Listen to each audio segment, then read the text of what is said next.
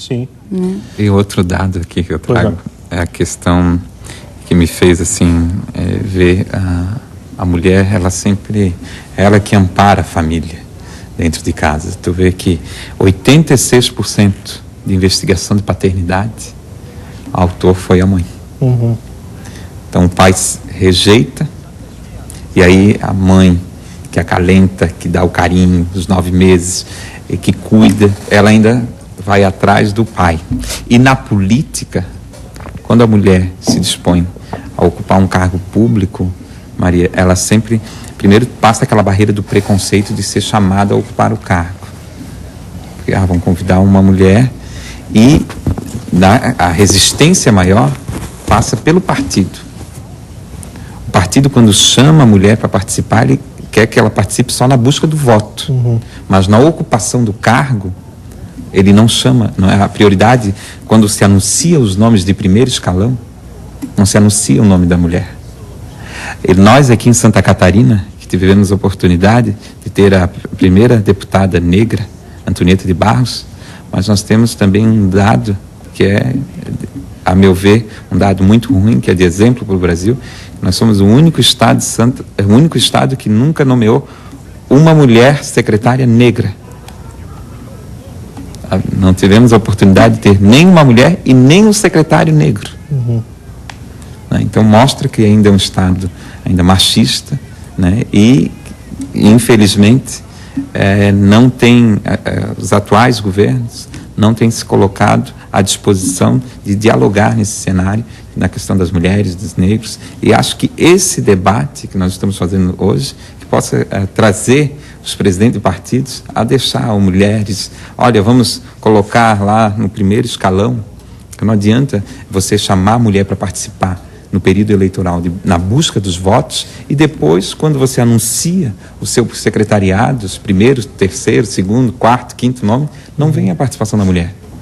Sabe? Aqui, Maria, você foi indicada pelo Trade, né? O Trade te indicou como uma representante do setor turístico.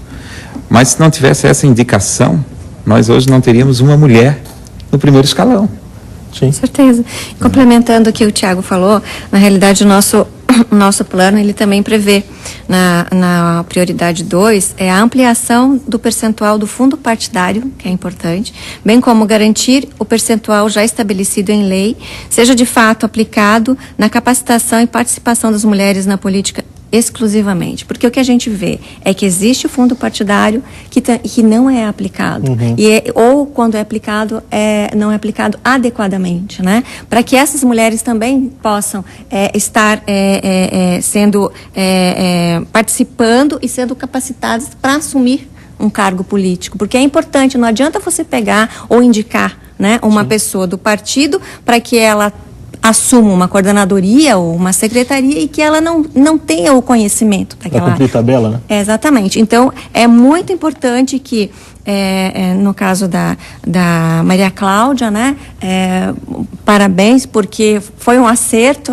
né, uma pessoa capacitada, uma pessoa técnica, né, na área escolhida pelo Birô, mas assim a gente vê isso que não é um fato, né, dentro da estrutura de governo, né, e eu acho isso muito importante, porque quando você está à frente de uma secretaria ou de uma coordenadoria, você tem que ter a identificação também. Parte desse princípio, você tem que se identificar com aquele assunto. Você tem que conhecer aquele assunto. Ou pelo menos gostar dele, né? E buscar conhecimento. Então, quando você não tem, fica difícil. E aí, se você já tem avançado alguma coisa dentro de políticas públicas dentro do município, a probabilidade é que você ter uma estagnada ou um pequeno retrocesso. Então, isso tem que ser pensado muito, né? Nós estamos discutindo no Conversas Cruzadas a participação das mulheres no meio público, no meio privado e a inclusão delas também de forma mais eficaz na sociedade. Nós vamos a mais um intervalo e você pode deixar a sua opinião pelo e-mail conversas@tvcom.com.br, dizendo até o que você acha desses projetos de lei, se você acha que eles são válidos, necessários, ou se você acha que não é preciso discutir esse tipo de assunto. Se você não concorda com esses projetos, o Conversas Cruzadas é um espaço bem democrático. Manifeste-se e participe conosco do programa de hoje. A gente volta em instantes.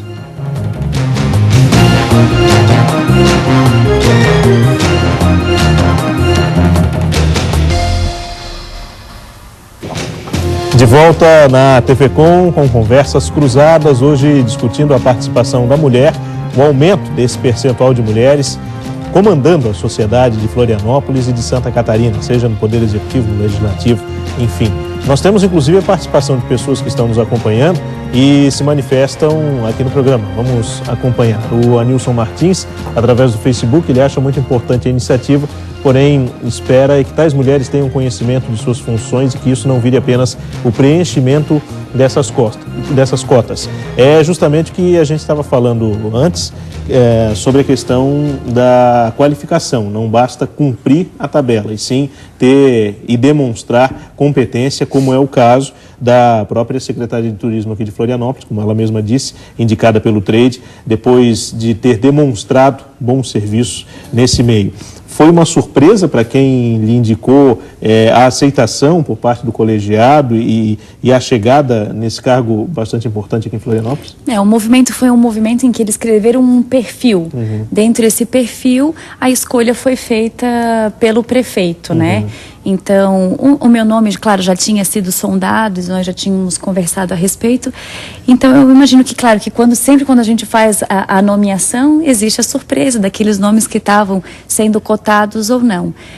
Mas eu já trabalhava na área, também já ocupava um cargo de diretoria. Sim. Então, acho que foi o caminho, né? Foi a continuação. Agora, para vocês que lutam pelas questões de gênero, como eu falei há poucos instantes, há bastante tempo, com muito afinco e com muita propriedade, não desestimula um pouco saber que essa luta não é de hoje, é de anos e não é apenas política e sim cultural, tem que se mexer na cabeça de muita gente na sociedade? A mulher passou por um processo, primeiro, de que ela não podia votar.